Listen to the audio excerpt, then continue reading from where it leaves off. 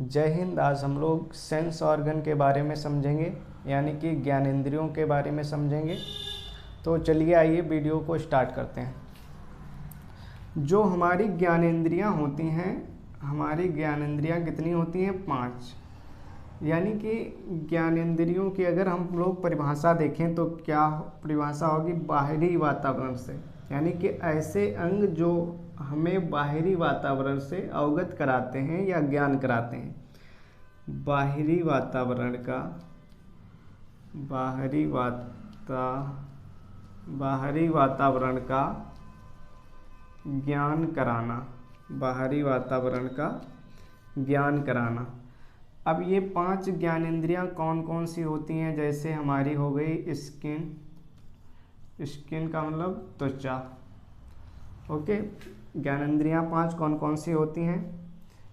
त्वचा, skin, knows, आई आँख, त्वचा, कान, आँख, जीभ,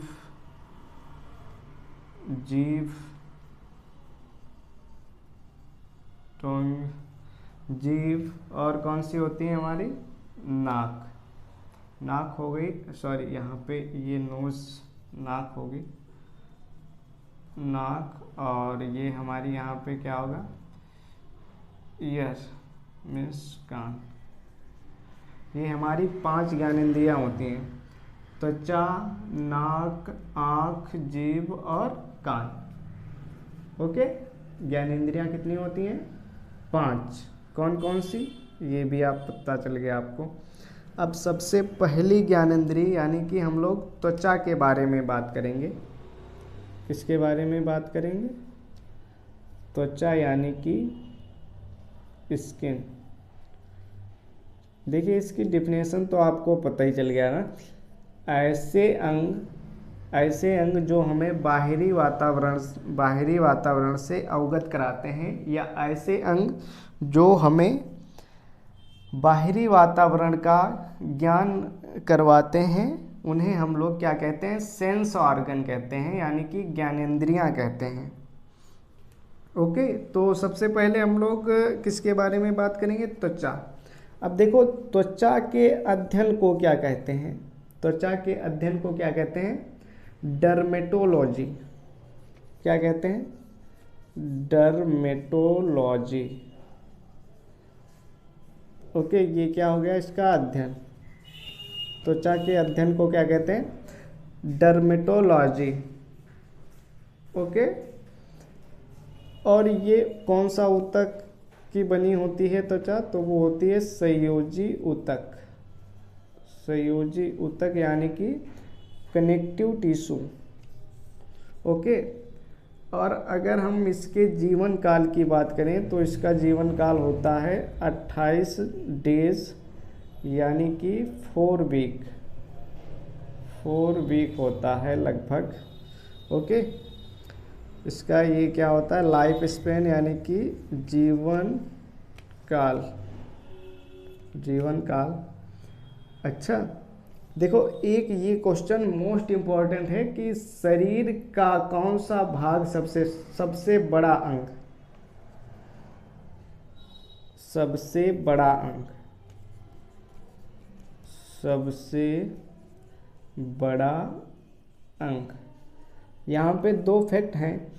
एक तो होता है शरीर में सबसे बड़ा अंग, और शरीर का सबसे बड़ा अंग। शरीर का सबसे बड़ा अंग होता है हमारा त्वचा, और शरीर में सबसे बड़ा अंग तो वो हमारा क्या हो जाएगा? लीवर। अच्छा, इतनी बात समझ गए। अब इसके कार्य देख लेते हैं हम लोग। इसके कार्यों के बारे में अगर हम लोग समझें, तो अगर इसके कार्यों की बात करें तो सबसे पहले करते हैं रक्षा के आधार पर। त्वचा हमारी क्या करती है? रक्षा। कीटाणुओं से। किससे करती है? कीटाणुओं से। कीटाणुओं को एक हमारे त्वचा से क्या निकलता है? लाइसोजाइम नामक एंजाइम निकलता है। लाइसोजाइम,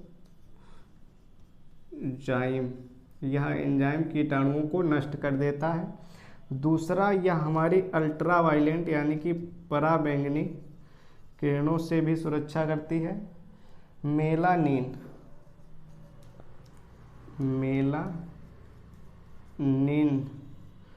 ओके नामक होती है। ये मेलानिन ही हमारे अंदर रंग का डिसाइड करती है। अगर इसकी मात्रा ज़्यादा होगी तो व्यक्ति काला होगा। ओके, अगर दूसरा हम लोग बात देखें तो ताप, क्या होगा हमारा ताप। अच्छा, ताप ये क्या करता है, जैसे ताप, हमारे ताप को भी ये नियंत्रित करने का काम करता है। जैसे सामान्यतः 37 सेल्सियस और 98.6 फ़ारेनहाइट रहता है हमारा तापमान। उत्सर्जन का कार्य भी करता है। किस चीज़ का उत्सर्जन करता है, तो पसीना। ओके, और अवशोषण का कार्य भी करता है, ऑब्जर्वेशन का कार्य भी करता है। अवशोषण करने का, जैसे दवा, क्रीम, तेल आदि का अवशोषण करता है। ओके, आदि का क्या करता है, अवशोषण करता है। त्वचा की परतों के बारे में देख लेते हैं। त्वचा की परतें, लेयर ऑफ स्किन। तो त्वचा की मुख्य 2 परतें होती हैं और इसमें भी भिन्न भिन्न होते हैं। जैसे एक होती है एपिडर्मिस, दूसरी होती है डर्मिस। एपिडर्मिस और डर्मिस। एपिडर्मिस का मतलब अधिचर्म और चर्म। अब हम लोग एपिडर्मिस और डर्मिस के बारे में डिटेल से चर्चा करेंगे। जो अधिचर्म होती है या बाहरी परत होती है, ये कैसी परत होती है, बाहरी परत होती है। एक तो बाहरी परत होती है।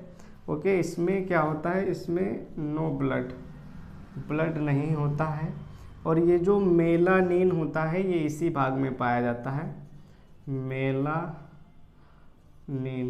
क्वेश्चन आता है कि मेलानिन किस भाग में पाया जाता है, तो अधिचर्म में। ओके, हाँ, इसमें 5 अलग अलग प्रकार की लेयरें भी पाई जाती हैं। इसमें 5 अलग अलग प्रकार की लेयरें भी पाई जाती हैं। ओके, और अगर हम इसकी डर्मिस की बात करें तो इसमें ग्रंथियां पाई जाती हैं। इसमें क्या पाई जाती हैं, इसमें एक तो हमारी जितनी ग्रंथियां होती हैं, ग्रंथियां पाई जाती हैं। और इसमें पाए जाते हैं रोम। इसमें एक तो हमारी ग्रंथियां पाई जाती हैं, और हाँ, ग्रंथियां पाई जाती हैं, रोम। इन ग्रंथियों में जैसे बाल, रोम। ओके, हाँ, तो ये कुछ इसकी महत्वपूर्ण परतें थीं। अब हम लोग त्वचा की मोटाई के बारे में बात करेंगे। तो इसकी जो त्वचा की मोटाई होती है 0.1 mm से लेकर 2 mm तक होती है। ओके, इसकी जो पलकों की त्वचा होती है, पलकों की त्वचा कैसी होती है, पतली होती है। और जो हथेली की त्वचा होती है कैसी होती है, मोटी होती है। ओके, अब इसके बाद में जो हम लोग अगला पढ़ेंगे वो है हमारा कान, ईयर यानी कि कान के बारे में हम लोग पढ़ेंगे। तो कान के बारे में देखिए, आइए समझते हैं। कान में सबसे जो बाहरी भाग होता है इसका, उसको हम लोग कहते हैं पिन्ना। पिन्ना या कहते हैं इसको कर्ण पल्लव। क्या कहते हैं? कर्ण पल्लव। ओके, यह सबसे, इसके बारे में समझ लेते हैं। यह सबसे बाहरी भाग होता है, बाहरी भाग। इसका कार्य क्या होता है? Balance, balance. ओके, और यह मानव में अवशेषी अंग के रूप में है। अवशेषी है। अवशेषी का मतलब समझ रहे हैं? जो अंग पूरी तरीके से गायब हो चुका है, उसके सिर्फ कुछ अवशेष ही बचे हुए हैं हमारे अंदर। ओके, हाँ, अवशेषी। और इसमें 7 भाग पाए जाते हैं, 7, जिनमें से ये 2 मुख्य होते हैं। एक हमारा होता है हेलिक्स, एक हमारा क्या होता है? हेलिक्स। दूसरा हमारा होता है, क्या होता है हमारा? लेब्यूला। अच्छा, इतना समझ गए। इसके बाद में केनल, एक केनल होती है।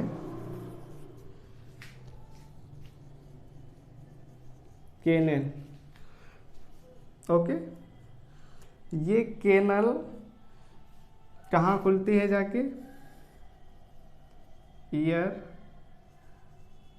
ड्रम। यही ईयर ड्रम में ही क्या उत्पन्न होता है? कंपन।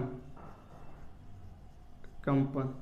क्वेश्चन ये आता है कि कंपन कहाँ पे उत्पन्न होता है, तो वो हमारा क्या है? हाँ, ईयर ड्रम।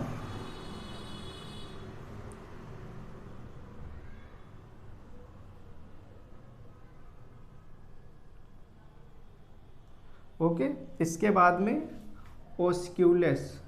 क्या है हमारा? ओस्क्यूलस।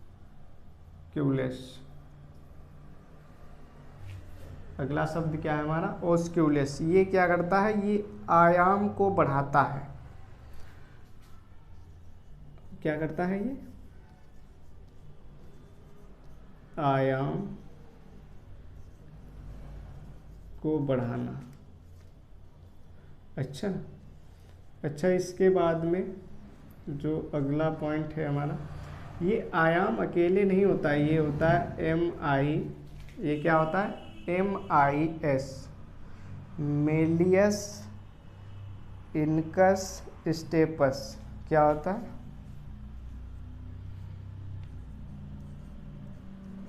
मेलियस, इसका क्या होता है? इनकस। क्या होता है? Incus, incus. और इसका क्या होता है? स्टेपस। ये इसमें 3 जोड़ी ग्रंथियां होती हैं। ये 3 जोड़ी नहीं, 3 ग्रंथियां होती हैं। अब इसके बाद में हमारा ये क्या आ जाता है?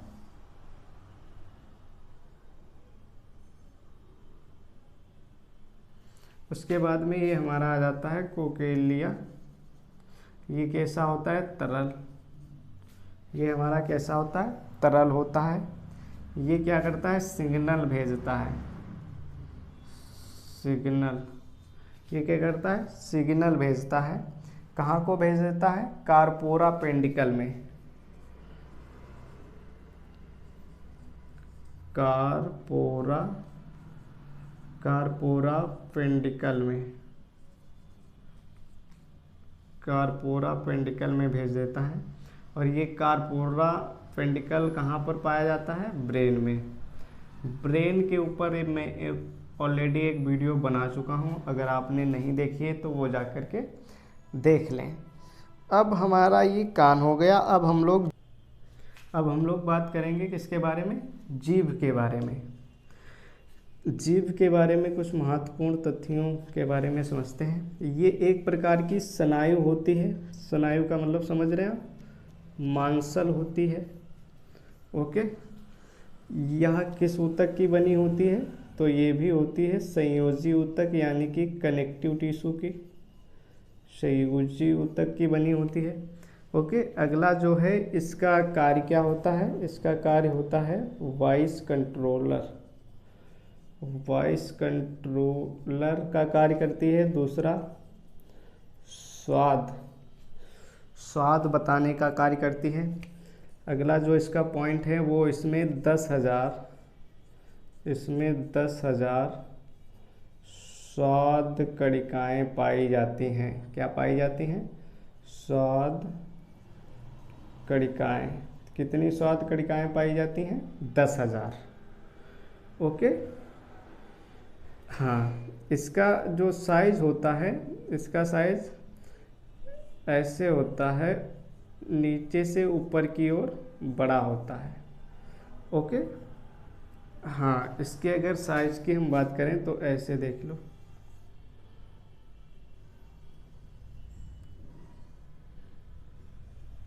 इसका ये भाग अग्र होता है,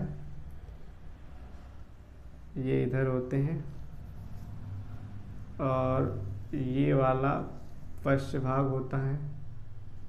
ये कौन सा भाग होता है? ये पश्च भाग होता है। अच्छा,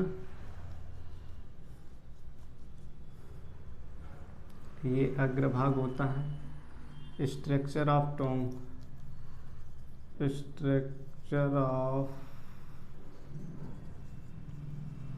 टोंग, ठीक है। तो ये क्या होता है? पश्च, इसका ये कौन सा भाग है? पश्च भाग है, ये पश्च भाग। इसकी जो पश्च भाग है, जीभ का जो पश्च भाग होता है वो कैसा स्वाद बताता है, ये हमें बताना है। ये कैसा बताता है? तीखा। कैसा बताता है? तीखा। यहाँ पर भी कुछ स्वाद कणिकाएँ होती हैं, यहाँ पर भी होती हैं। ये कौन सी होती हैं? ये होती हैं पार्श्व, पश्च पार्श्व, और ये होती हैं अग्र पार्श्व। ओके, तो ये जो पश्च पार्श्व ये भी होती हैं, ये और ये सेम ही हैं, ये और ये सेम है। ओके, और ये अग्र, ये कैसा होता है? अग्र इसका भाग, इसके अग्र भाग की जो कलिकाएँ होती हैं वो हमें मीठे का ज्ञान कराती हैं। किसका? मीठे स्वाद का। ओके, हाँ, और ये वाली जो कलिकाएँ हैं ये खट्टा, और ये वाली कलिकाएँ नमकीन। क्या कराती हैं? नमकीन। ओके, ये जो पश्च स्वाद कलिकाएँ होती हैं ये हमें तीखे का ज्ञान कराती हैं, और ये जो पश्च पार्श्व कलिकाएँ होती हैं ये हमें खट्टे का ज्ञान कराती हैं, और ये जो अग्र पार्श्व होती हैं ये हमें नमकीन के स्वाद का, नमकीन का ज्ञान कराती हैं, और ये जो अग्र वाली होती हैं ये हमें मीठे का ज्ञान कराती हैं। ओके, तो इतना समझ गए। अब हम लोग इसके बाद में नाक के बारे में समझेंगे। पाए जाते हैं नाक में, हमारे पाए जाते हैं बाल, और इसमें क्या पाया जाता है? म्यूकस। क्या पाया जाता है? म्यूकस। इसमें पाया जाता है म्यूकस, और इसमें गंध ग्रंथियाँ भी पाई जाती हैं। गंध ग्रंथियाँ जो होती हैं वो हमारी दो प्रकार की होती हैं, एक सुगंधित होती हैं, सुगंध, दूसरी होती हैं दुर्गंध, सुगंध युक्त और दुर्गंध युक्त। और इसमें 1 करोड़